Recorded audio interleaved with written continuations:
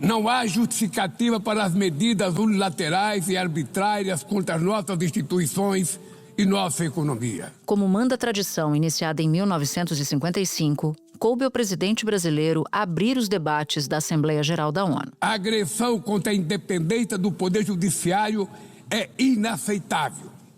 Essa ingerência em assuntos internos conta com o auxílio de uma extrema-direita subserviente e saudosa de antigas hegemonias. Durante 18 minutos, e diante de uma plateia formada por lideranças mundiais, Lula criticou duramente o tarifaço e as sanções dos Estados Unidos contra autoridades brasileiras. Diante dos olhos do mundo, o Brasil deu um recado a todos os candidatos autocratas e àqueles que os apoiam. Nossa democracia e nossa soberania são inegociáveis. Depois de Lula, foi a vez de Donald Trump falar. O presidente americano subiu à tribuna para defender, entre outras coisas, justamente o tarifaço. Nós também estamos usando as tarifas para defender a nossa soberania e a segurança no mundo todo, incluindo em relação a nações que têm levado vantagens de administrações anteriores americanas por décadas. O Brasil agora está enfrentando uma resposta com tarifas grandes depois de seus esforços de interferir nos direitos, nas liberdades de cidadãos americanos e outros, com censura, repressão e militarização da corrupção também. Dois discursos completamente antagônicos, como nas questões climáticas. Bombas e armas nucleares não vão nos proteger da crise climática. O ano de 2024 foi o mais quente já registrado. A COP30 em Belém, no Brasil, será a COP da verdade. Para Trump, essa crise é um engodo. Higher or lower, whatever the hell happens, this climate change, it's the greatest con job ever. É a maior cascata, maior golpe já perpetrada no mundo. Mudança climática, não tem mais aquecimento global, não tem mais resfriamento global, todas essas previsões. Também foi assim em relação à Palestina. Os atentados terroristas perpetrados pelo Hamas são indefensáveis sob qualquer ângulo, mas nada, absolutamente nada, justifica o genocídio em curso em Gaza. O povo palestino corre o risco de desaparecer. Só sobreviverá como um Estado independente integrado à comunidade internacional. Esta é a solução defendida por mais de 150 membros da ONU e afirmada ontem aqui, neste mesmo plenário, mas obstruída por um único veto. O conflito continua e ainda há neste corpo, nessa organização, gente reconhecendo literalmente o Estado palestino. Mas seria uma recompensa muito grande para os terroristas do Hamas, seria uma recompensa para essas atrocidades terríveis, incluindo o 7 de outubro. Duas visões distintas quando o tema é imigração. A democracia perde quando fecha suas portas e culpa migrantes pelas mazelas do mundo. É a hora de acabar com esse experimento falido das fronteiras abertas. Vocês têm o direito de controlar suas fronteiras como nós fazemos agora e de limitar os números gigantescos de imigrantes entrando em seus países e pagos pelas populações dessas nações. E também opostas em relação ao multilateralismo. Existe um evidente paralelo entre a crise do multilateralismo e o enfraquecimento da democracia. O autoritarismo se fortalece quando nos omitimos frente à arbitrariedade.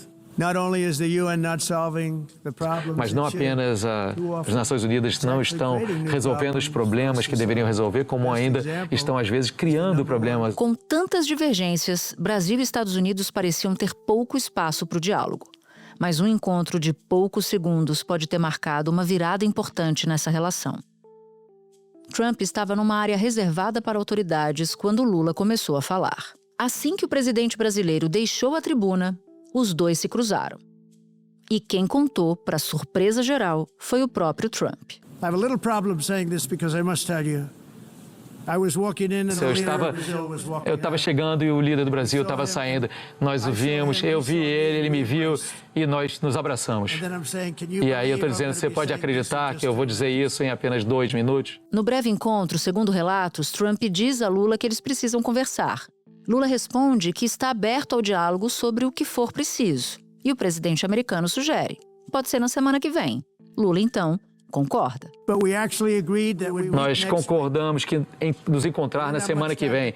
Nós tínhamos muito tempo para falar, só 20 segundos mais ou menos, mas nós conversamos, nós tivemos uma boa conversa, mas ele parece um cara muito legal, ele gosta de mim, eu gostei dele, e eu só faço negócio com gente que eu gosto. Quando eu não gosto, eu não gosto.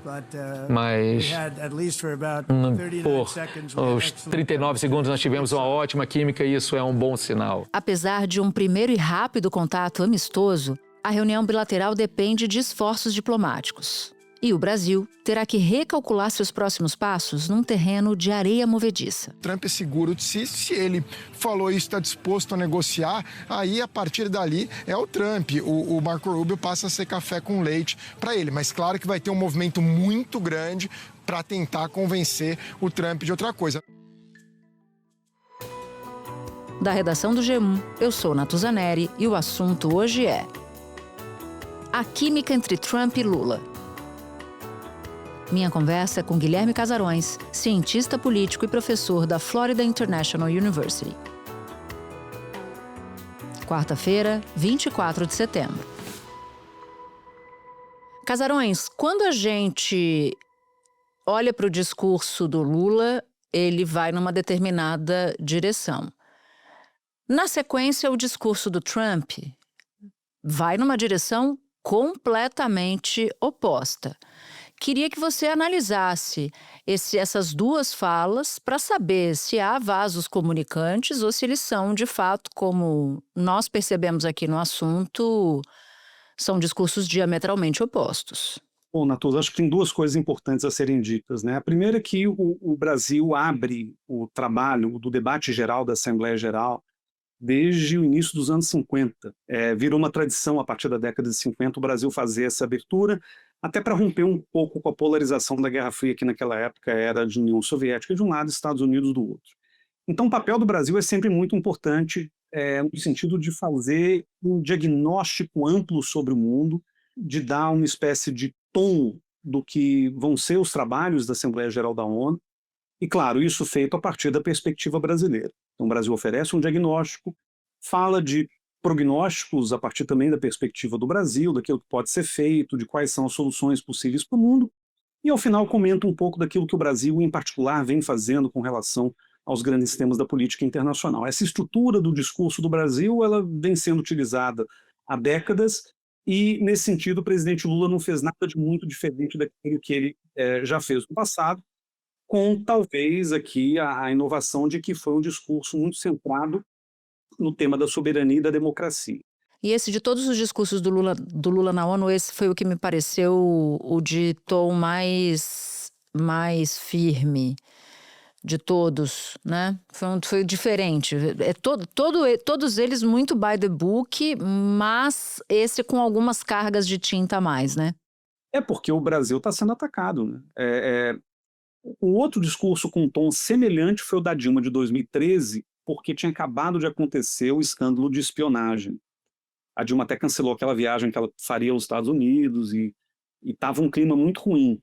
Recentes revelações sobre as atividades de uma rede global de espionagem eletrônica provocaram indignação e repúdio em amplos setores da opinião pública mundial.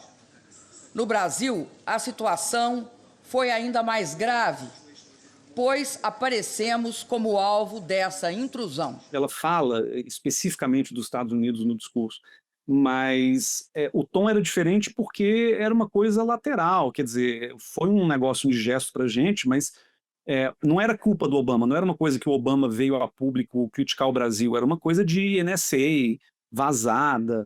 Outra coisa é o Trump abertamente, em rede social, no discurso público, meteu o pau no Brasil o tempo inteiro, né? Então, essa defesa da soberania, ela foi o eixo estruturante do discurso e eu sinceramente achei muito bom o discurso. assim, muito correto e by the book, mas com esse tempero aí do momento que acabou sendo muito bem-vindo. Quando a sociedade internacional vacila na defesa da paz, da soberania e do direito, as consequências são trágicas. Em todo o mundo, forças antidemocráticas tentam subjugar as instituições e sufocar as liberdades. No futuro que o Brasil vislumbra, não há espaço para a reedição de rivalidades ideológicas ou esfera de influência. A confrontação é inevitável. Precisamos de lideranças com clareza de visão, que entendam que a ordem internacional não é um jogo de soma zero. O discurso do Trump foi um discurso de desconstrução das Nações Unidas. Veja, a gente está hoje celebrando os 80 anos da organização que foi fundada em 1945. Nesse octogenário, deveria, pelo menos em tese, haver um momento de celebração dos feitos e do legado da ONU. O Lula e o Trump acabam falando de coisas muito semelhantes, se a gente parar para pensar, no sentido de que ambos estão frustrados com o mundo como ele se apresenta hoje e com o lugar que a ONU ocupa nesse mundo.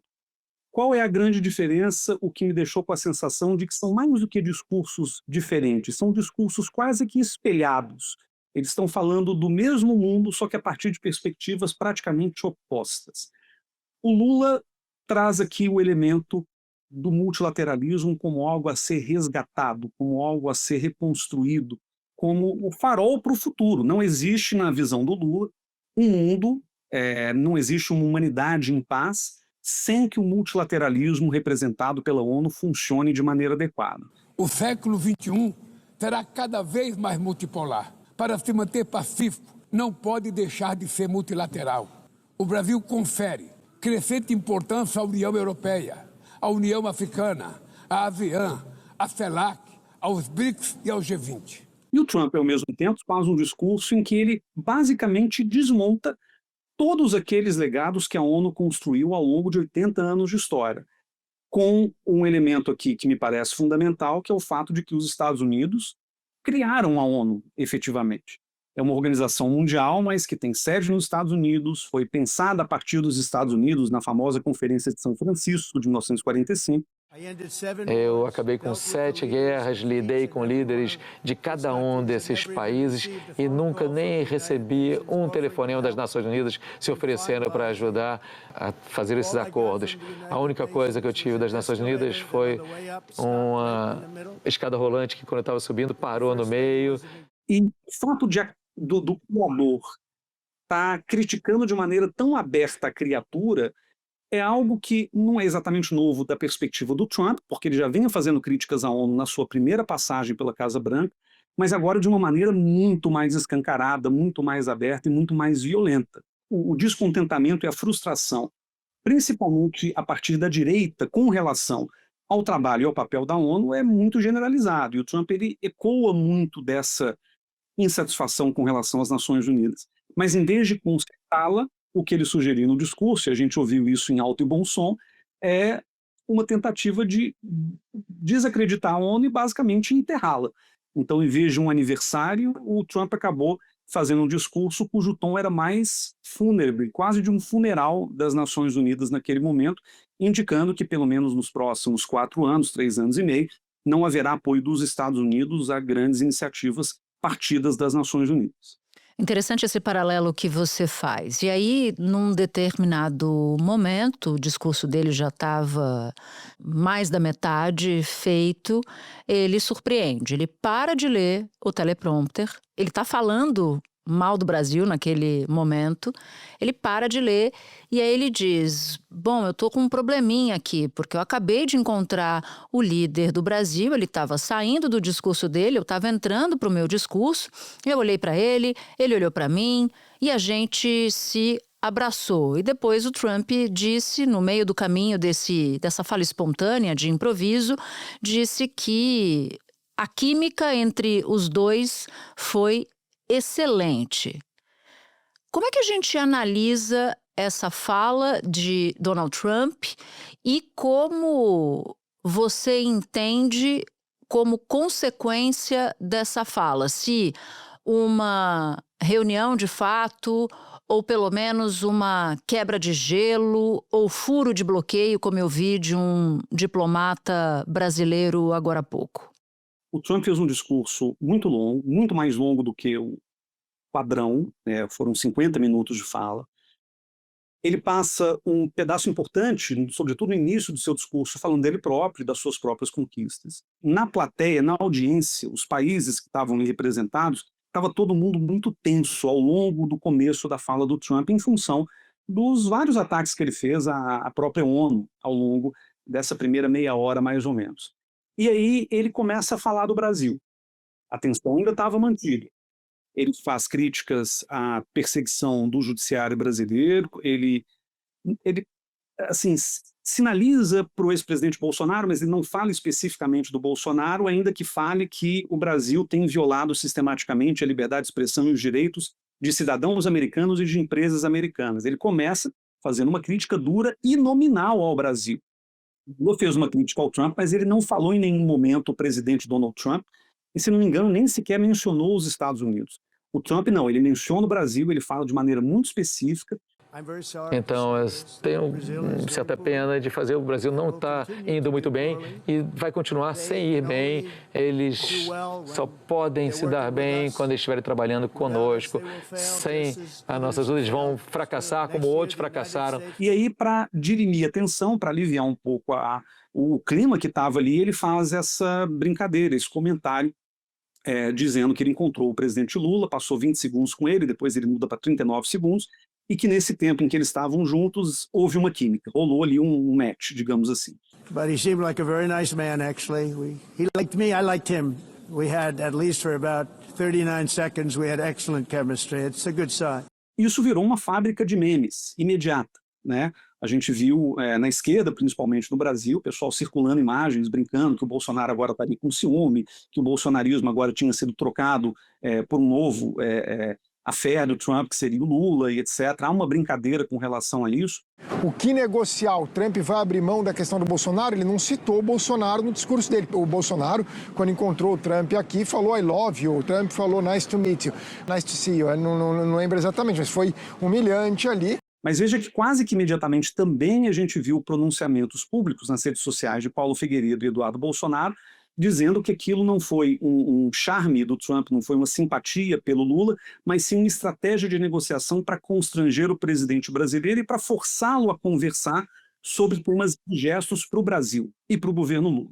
A fala sobre o Lula, ela estava num sanduíche entre duas críticas pesadas ao Brasil que aconteceram logo antes e logo depois. Essa fala, ela pode se encaminhar de duas formas muito diferentes.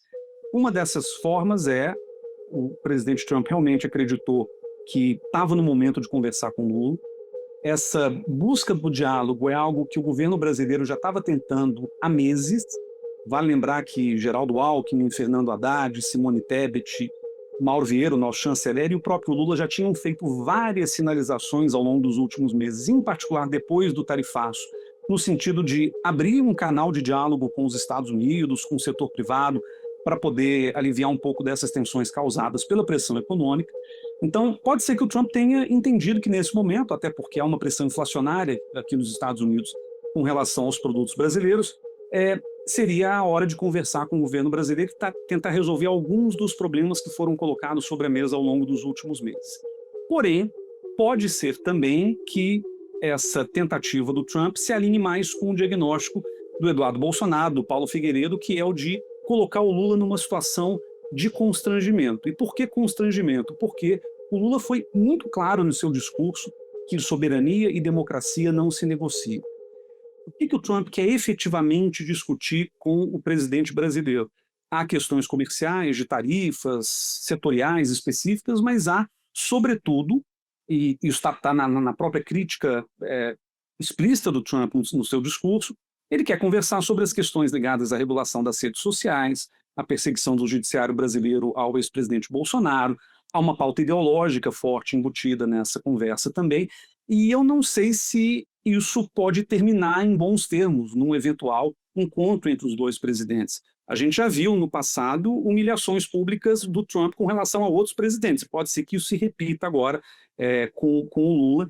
e é justamente dessa armadilha em potencial, porque eu não sei exatamente o que está se passando na cabeça do presidente americano, e o governo brasileiro deve buscar evitar. Olha, conversando com diplomatas, eles dizem o seguinte, que eles batalharam por essa abertura de diálogo por muito tempo e que não faria sentido evitar uma conversa se a conversa for um tete-a-tete. Mas que, é claro, a diplomacia tem mecanismos para tentar minimizar um desgaste de um constrangimento público. Mas a tendência, pelo que eu estou ouvindo, pelo menos até aqui, é a de uma conversa por telefone ou virtual. Conversa essa que tende a ser uma conversa reservada. Então, no melhor dos mundos para diplomatas brasileiros, uma conversa virtual, uma conversa por telefone, talvez fosse mais prudente para, enfim, preparar, se houver abertura para isso, um espaço para um encontro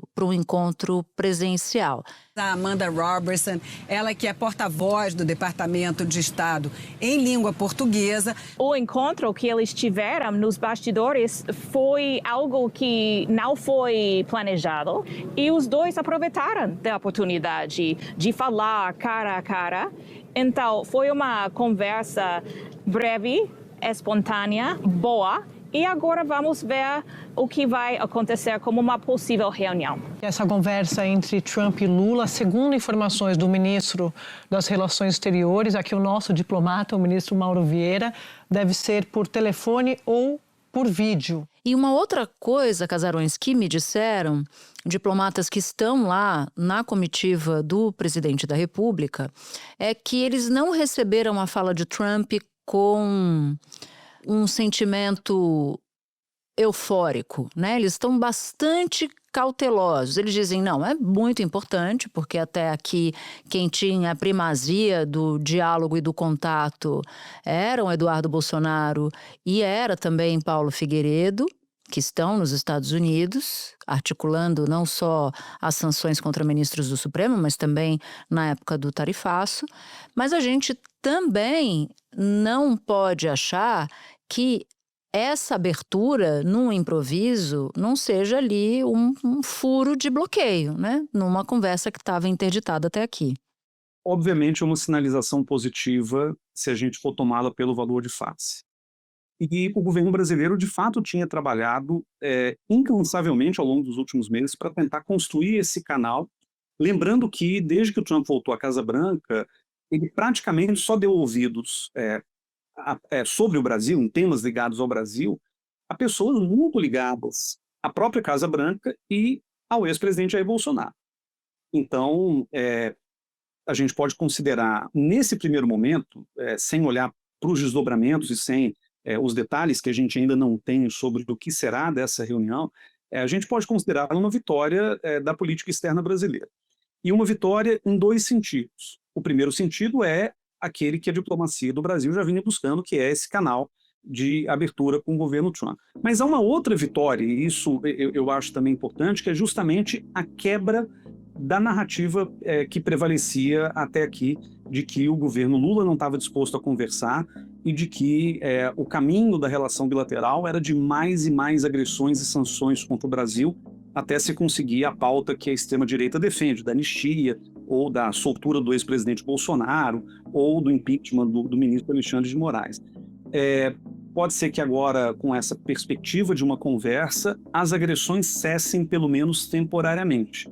E isso pode ser útil para o governo brasileiro dizer, olha, a gente consegue dobrar os Estados Unidos mesmo em condições desfavoráveis. Ainda olhar para frente é difícil, porque a gente não tem exatamente uma perspectiva, sobretudo se tratando de um governo americano que é muito imprevisível assim, nas suas ações e reações com relação a tudo que aconteceu, mas pelo menos uma coisa ficou comprovada a partir dessa fala do presidente Trump em particular.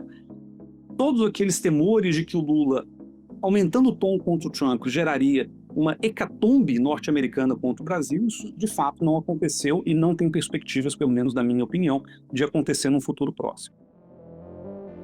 Espera um pouquinho que eu já volto para continuar minha conversa com o Guilherme Casarões.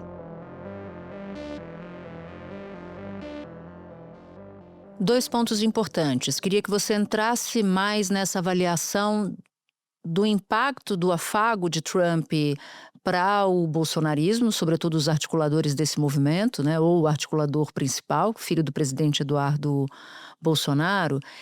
Isso de um lado. Do outro, uma expectativa que eu também ouvi do governo brasileiro, do Itamaraty, de que haverá reação da burocracia estatal, da máquina americana, em particular levando em conta a cara do Marco Rubio, secretário de Estado, que não era uma cara de bons amigos no momento em que Trump fazia o discurso e elogiava Lula.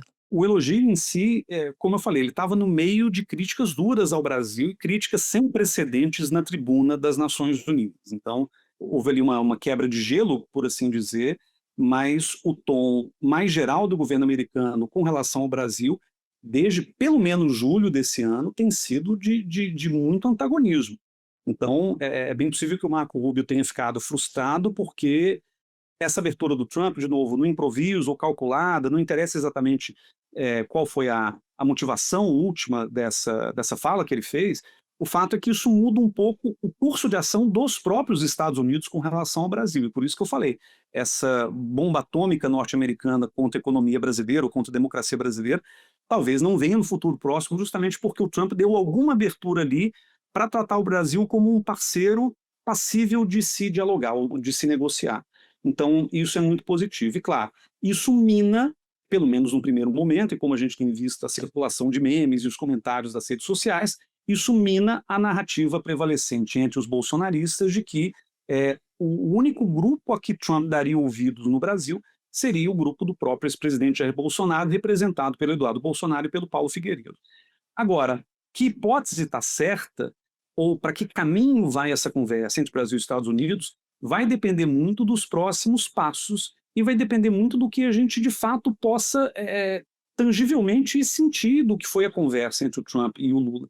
Porque, veja, se a conversa for um show de humilhações, como a gente já viu com o presidente Zelensky da Ucrânia, com o presidente Cyril Ramaphosa da África do Sul, em que o Trump levou essas figuras para a Casa Branca para humilhá-los sob os holofotes da imprensa internacional, se for uma coisa assim, de fato, a hipótese do bolsonarismo ela se confirma.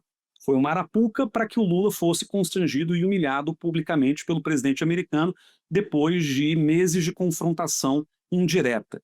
Agora, se houver algum resultado positivo dessa conversa, se eles conseguirem se sentar, como eu espero que consigam, para negociar temas comerciais, para, de alguma forma, paralisar as investigações contra coisas que no Brasil estão sendo questionadas como o PIX, ou a 25 de março, ou a questão do desmatamento. Se o governo brasileiro conseguir provar algum ponto em sua defesa frente ao governo americano, dizendo, olha, parte do que vocês estão fazendo não faz sentido algum e não se justifica, aí sim o governo Lula vai conseguir ter uma vitória, não só no plano diplomático, mas também no plano narrativo, que vai dar uma certa tranquilidade para o Lula, né, com relação a esse embate permanente com a narrativa bolsonarista e, sobretudo, de olho nas eleições de 2026.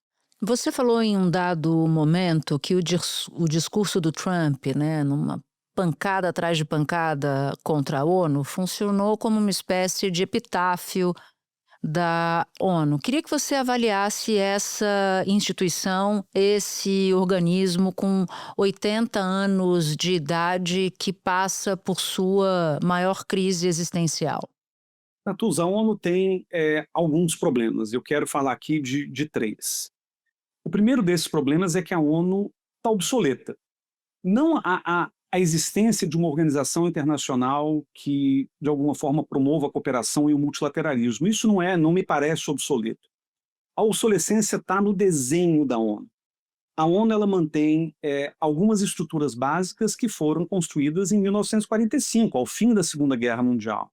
O Conselho de Segurança das Nações Unidas ele mantém a mesma estrutura de grandes potências com poder de veto que a gente tinha 80 anos atrás.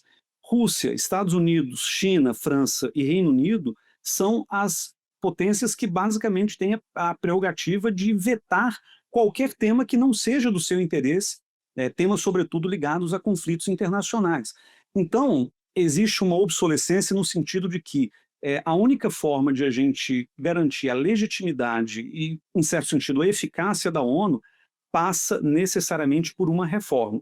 Um segundo problema da ONU tem a ver com a sua incapacidade de resolver, até pelo desenho problemático, os grandes conflitos internacionais. A gente tem vários conflitos hoje no mundo, mas os principais são aqueles envolvendo de maneira direta ou indireta alguma grande potência. Eu estou falando aqui da invasão russa à Ucrânia e do apoio norte-americano a Israel contra os palestinos na faixa de Gaza. Em ambos os casos, qualquer perspectiva de que a ONU possa encaminhar uma solução para esses conflitos, ela está interditada. De um lado, porque a Rússia veta qualquer iniciativa que diga respeito à Ucrânia, por outro lado, os Estados Unidos vetam qualquer iniciativa que diga respeito ao conflito israelo-palestino. A gente viu ontem mesmo, anteontem, na realidade, um veto norte-americano com relação ao reconhecimento formal da Palestina pelas Nações Unidas, o que já era esperado, mas o que mostra também que qualquer perspectiva de que a ONU seja protagonista na resolução desses grandes conflitos internacionais, ela é muito distante. E aí tem um terceiro problema que a ONU tem também, que é um problema de legitimidade num momento do mundo, e por isso você falou na maior crise da sua história, e é verdade, porque a gente vive um momento do mundo de uma reconfiguração de poder global. A ONU funcionou muito bem como instrumento, muitas vezes acessório aos interesses da política externa norte-americana.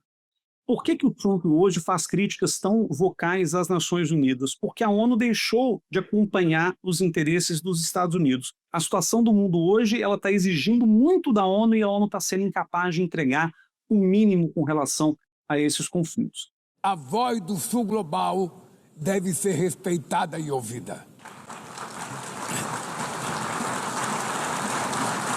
A ONU tem hoje quase 4 vezes mais membros do que os 51 que estiveram na sua fundação.